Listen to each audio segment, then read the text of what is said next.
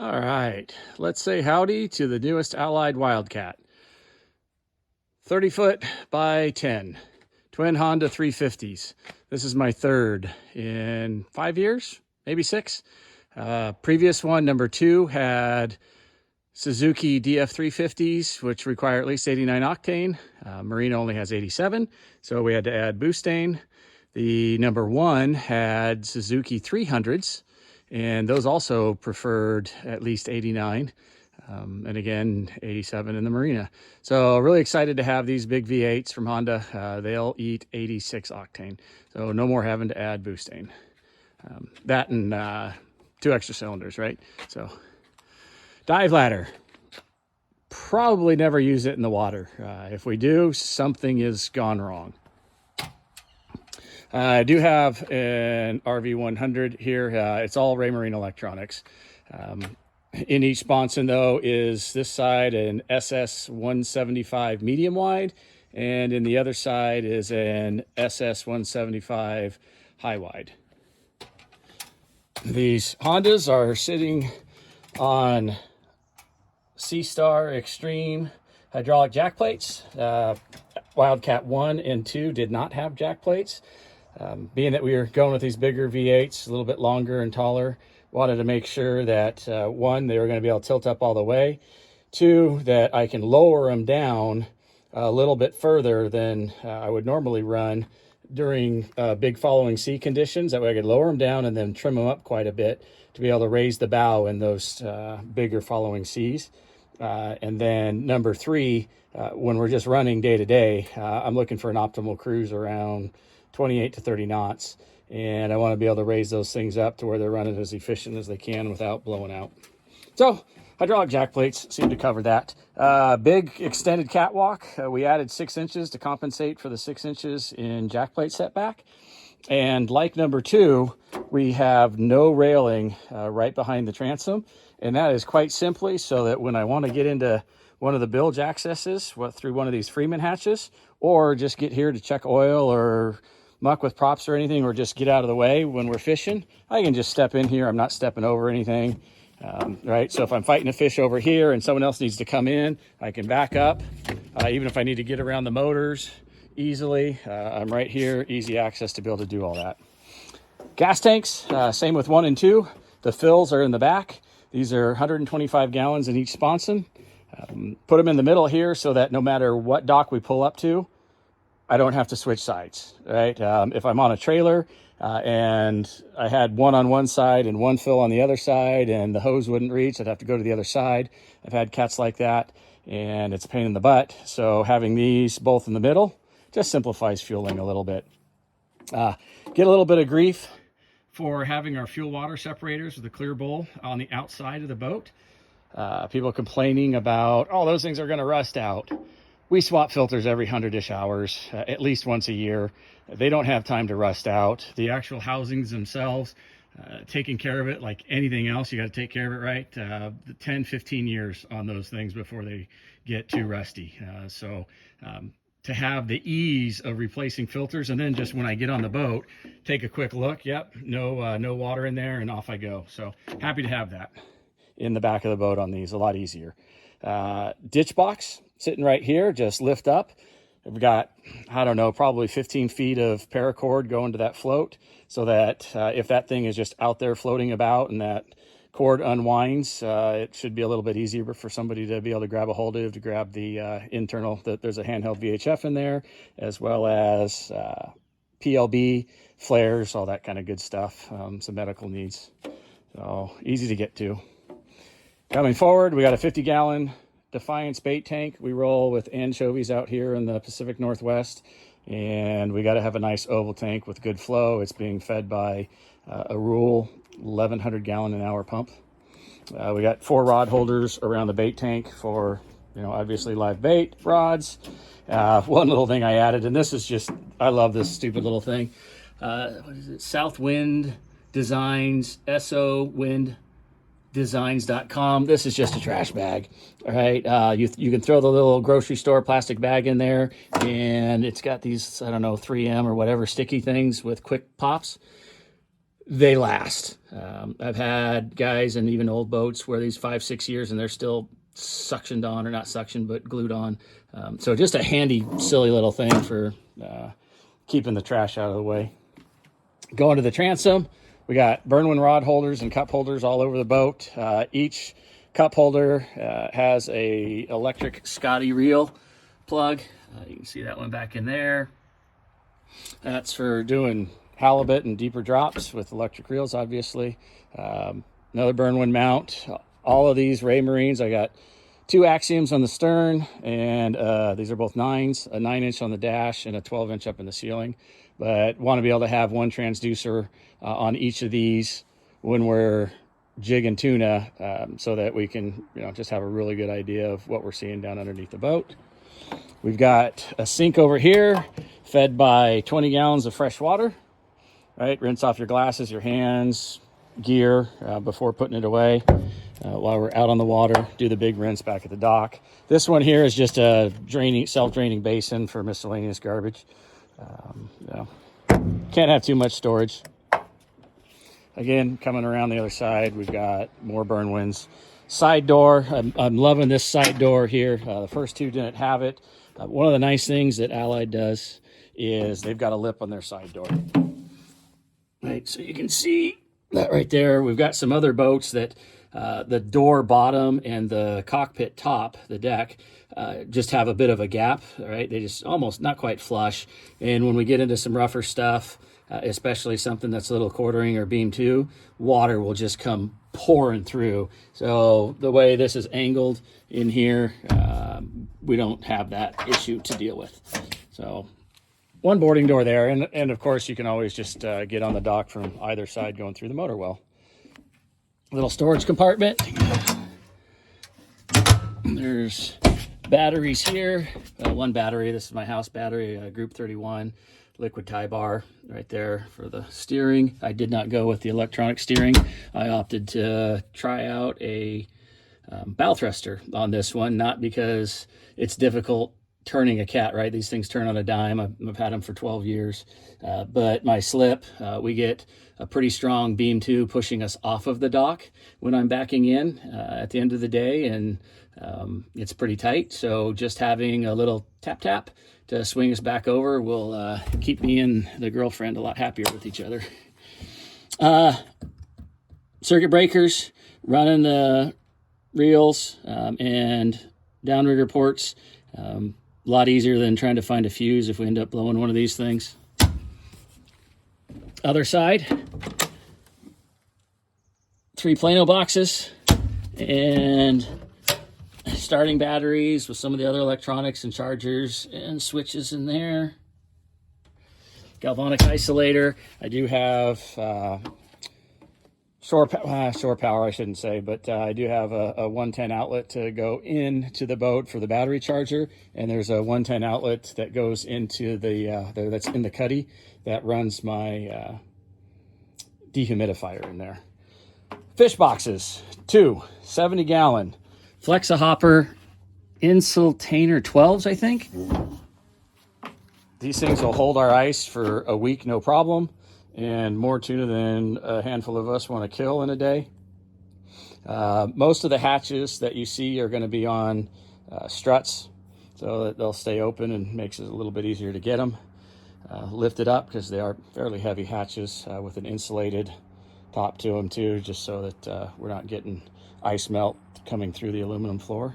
One of the things with these Flexa-Hoppers that I like over all of the other half totes is this is a little, I don't know, 3/4 or 1 inch deep channel that goes to the 1.5 inch drain down here. And that drain is actually kind of coved down into the bottom below the bottom of the box, so that this is all going to drain out when this thing's sitting on the water, right? Because we're going to be leaning back just a little bit in the water when she's floating. And so all I'll have to do is take a little rag to get that last little bit out. All the other ones have their drains above the bottom of the floor there, and we've just ended up seeing 1 inch, maybe 2 inches of water in there that we either have to pump out or kind of bucket out or get those big car wash sponges in there, and frankly that's a pain in the ass. We got a big lip around this box, around both of these boxes.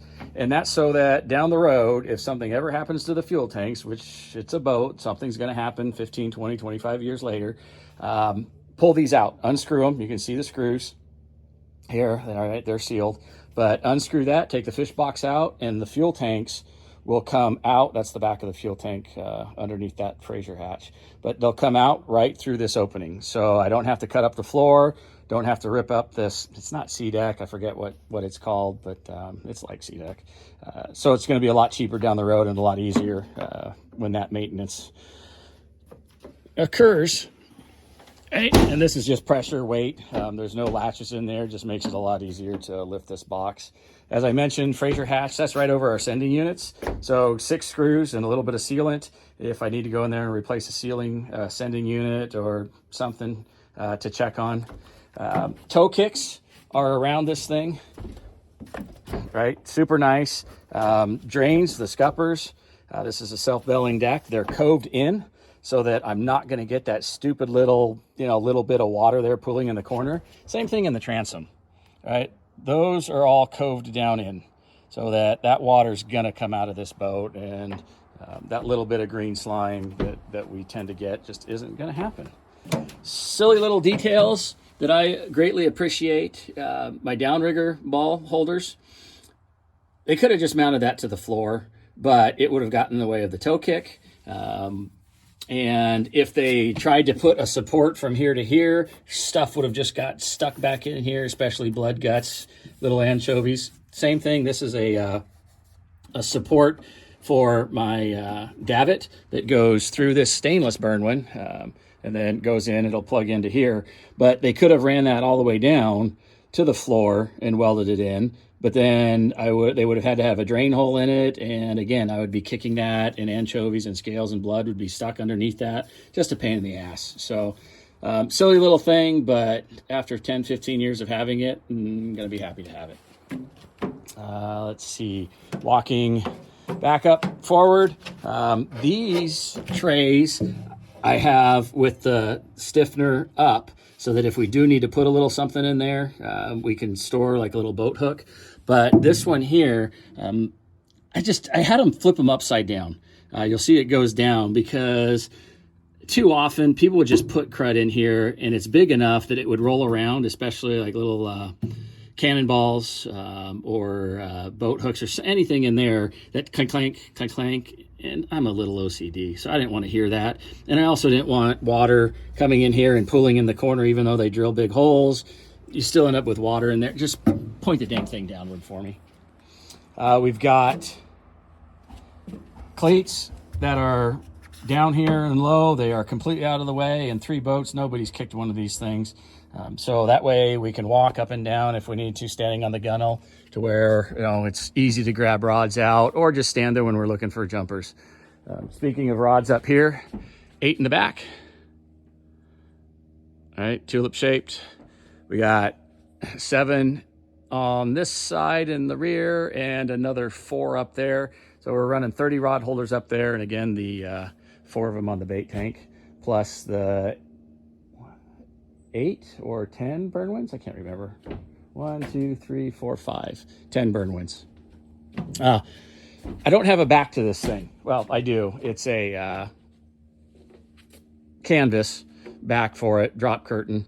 You can see here that it'll go into slide into this C channel, and then a little bit of C channel up here, and then snap to go in. Actually, it'll start up here, so we'll slide it in and then run it down into this piece. I don't personally like very many of these things. I've had them break and get a little rusty, and this is solid the whole way down.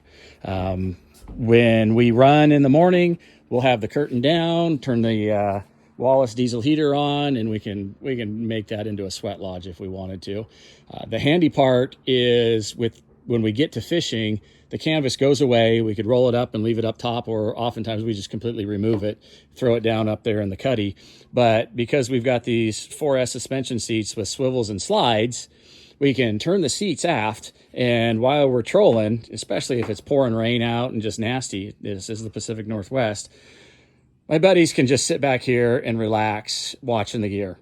The other nice thing is whoever's running the boat is really part of the action because it's just open completely, right? There's no windows and solid walls and a little door there getting in the way, it makes me feel like I'm just a charter captain, and I'm not, right? I want to be part of the group, having fun with friends, not isolated from them. Now, the other option of that is to seal it up, put a solid door on it, right? And then add a second house, or not a second house, but a second station there, another Helm. But I've just added 25, 30 grand and taken up more space. So I'm plenty warm. Security, people are like, oh, anybody can just get in your boat. Even the locks on these side doors and the locks that you have on any of your boats, give me a dang screwdriver and I'm in your boat, right? So it's to keep honest people honest. I'm not worried about things getting stolen out of the boat. One of the nice things, this is silly, but we've got cup holders when you're sitting there facing aft, and we've got cup holders when you're sitting there facing forward. There is no shortage of cup holders on this boat. Making our way forward, right? Captain's door. Another speaker. I've got 8-inch speakers in the back.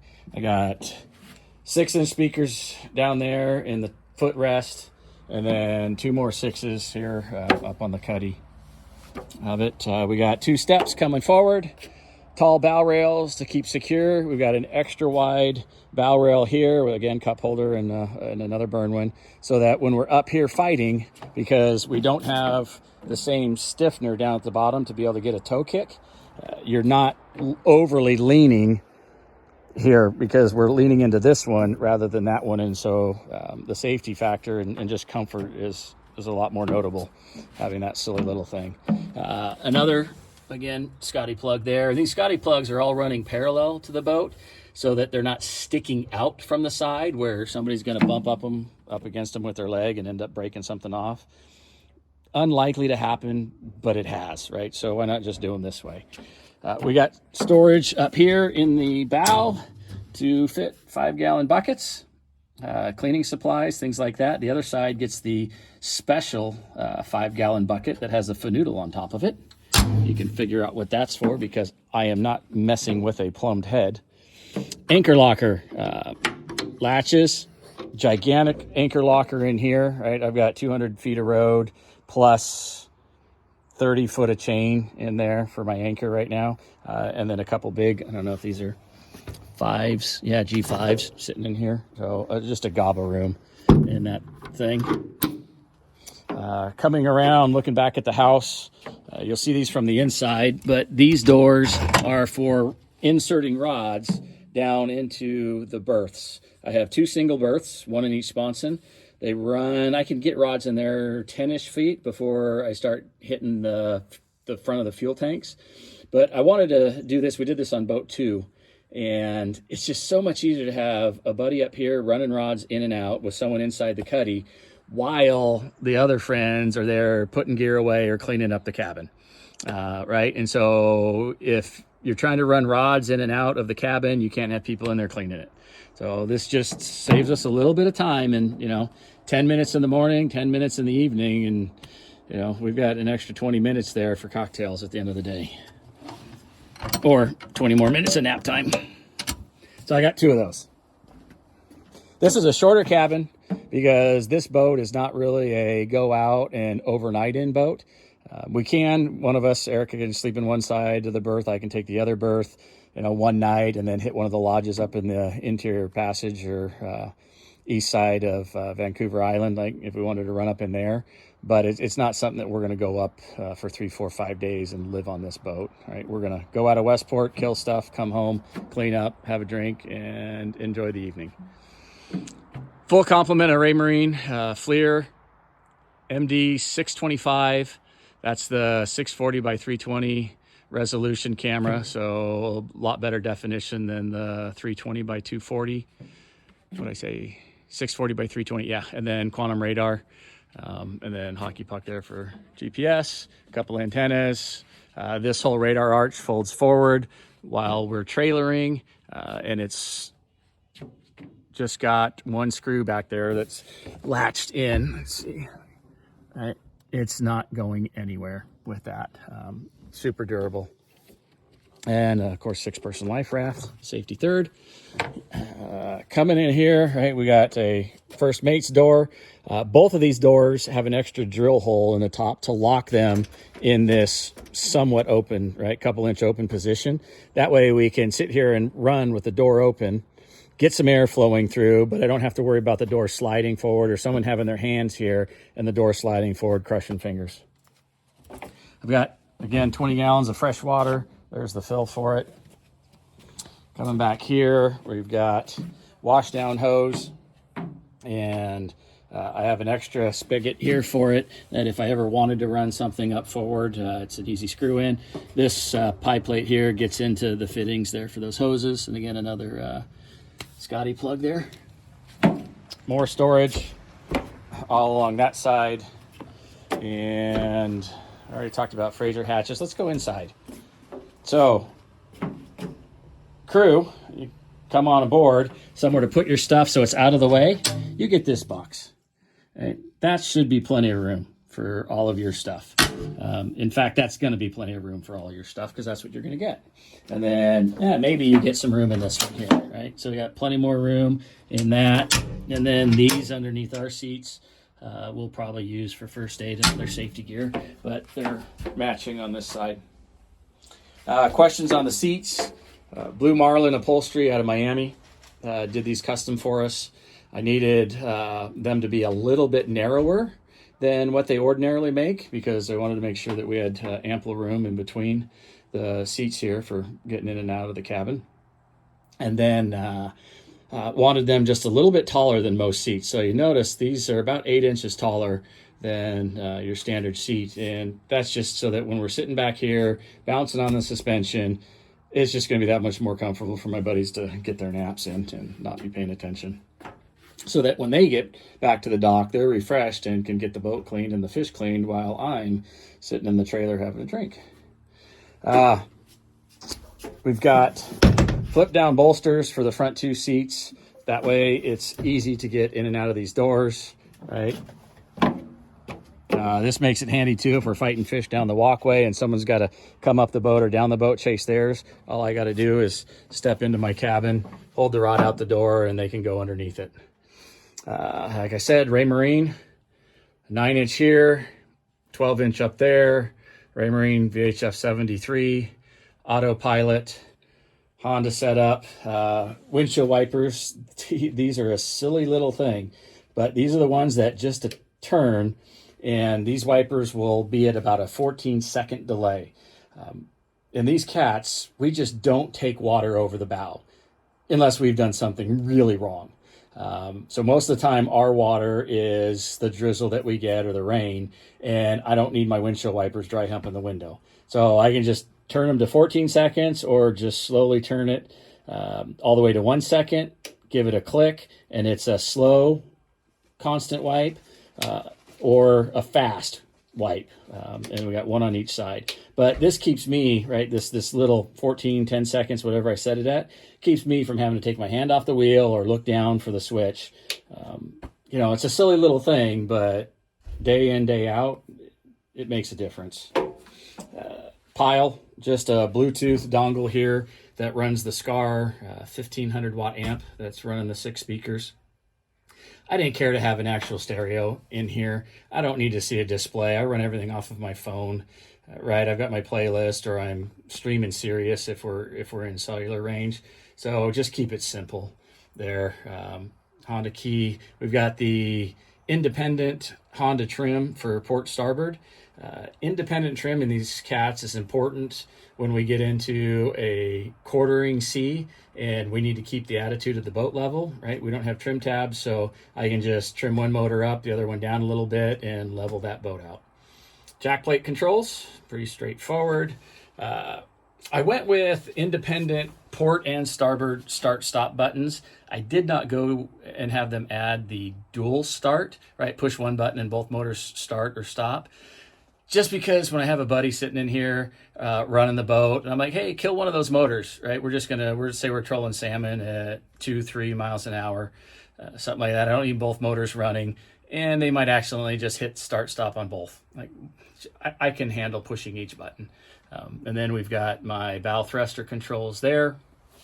Added a little cup holder for myself with a little storage tray. We've got 12-volt outlet, cigarette lighter, and 2 USBs on each side. Added my compass, more USB ports right there. These contraptions, this is something that I saw on a buddy's boat, one of the ACI cats, and it's just a beautiful design for a heater that you can see it's slotted here and they're slotted here so that it's running the defroster and heat coming out. And then the other really nice thing is you can just, your hands are damp, they're cold, and just grab hold of that heat bar there, and oh, it makes you happy. That's for sure. Jack plate gauges, didn't have room on the dash, so hey, I'm standing over here, just got to look over. Yep, all right, dial them up to 2.5. Really big glove compartment. These are, we had flip down on the first 2 cats, but I wanted more room for the speaker, and quite honestly, with these bolster seats to where we can come up here and stand up and be a little bit higher, I wanted something a little bit more durable than just one of those flip down things. But this is super handy, right? Slam latches. It'll actually fit a nice little Arctic soft cooler bag in there for our snacks and drinks. So a little bit of dual purpose. Our electronics, right? Turn the batteries on and off, circuit breakers for everything, sitting right up here. We've got 5 more Plano boxes here and 5 more there and another storage compartment there. But these, we talked about putting tackle stations in the back of the house, but I just got to thinking, like, why do I want my tackle to ride better than me? And right, the further aft you are in the boat, the more comfortable it is. So I decided, hey, let's put these tackle drawers up here, and it allows us to move the helm back another 10, 12 inches. That's just going to give me that much more of a comfortable ride, right? Everybody gets a little bit more comfortable ride being pushed back. So Allied was super handy in accommodating that idea and helping me design this. Hopefully I like it. I can't see why I wouldn't like it. We got lights all over the place. More storage. So these are the single berths. Ton of room in here. Like I said, we can run about a 10-foot rod without hitting the gas tank. The Wallace heater. We got my amplifier back in here, covered by a screen. I didn't want an aluminum door here, just keep it lightweight. We're not really putting anything there. Another screen there to get to all my electronics and wiring, anything I need. Right, we got a CP570, the Dometic Interact drive for the jack plates, the FLIR control module is in there. This is my outlet. It does go to a galvanic isolator. Same with the 3-channel battery charger. And then over here, I will sit my dehumidifier while we're fishing and not at the dock. But while we are at the dock, that dehumidifier is going to sit right in here because right above it, I've got hooks for 2 pair of boots. So when we're done at the end of the day, throw our boots in here upside down, plug in, got the dehumidifier going, get out here the next morning, and our boots are going to be dry and warm. So storage up front. These did get aluminum doors because I don't want stuff as we run forward coming back and hitting on just the mesh screen. But I probably could have got away with just the mesh screens and saved a little bit of weight. But this looks nice. And realistically, I think these are just going to be my my offshore orange PFDs, my Type 1s that'll sit in here, run 4 or 5 of them in there. This side here has access to my bow thruster motor. I have full access to the bilge. You can see there's a little latch here. These compartments just come up so that if I need to get down into the bilge, pop those out and easy peasy. This one is just a simple storage. I only have 1 bow thruster, so I've just got some tools in there. Actually, spare parts. Tools are in the back. You can see the doors going in there. Around these sides, I'm going to put a couple hooks to hang our Grundon pants and jackets and things like that. Over here you can see the diesel tank for our Wallace heater. And I think that you have, oh, one other thing, man, there might be more. Oh, added wireless Raymarine VHF back here so that I can get a hold of people a little bit better if we're on a great bite and want to call them in. Added another speaker to make it a little bit easier to hear, again, when we're back here fishing. I put in a couple hooks for hanging jackets and life jackets there if they're not necessary. We've got storage trays around all three sides, right? Sides and front for holding, obviously things like gloves and Ziplocs and stuff that, you're going to need on a boat from time to time. So now I think you've seen the whole boat. Have any questions? Ping me below.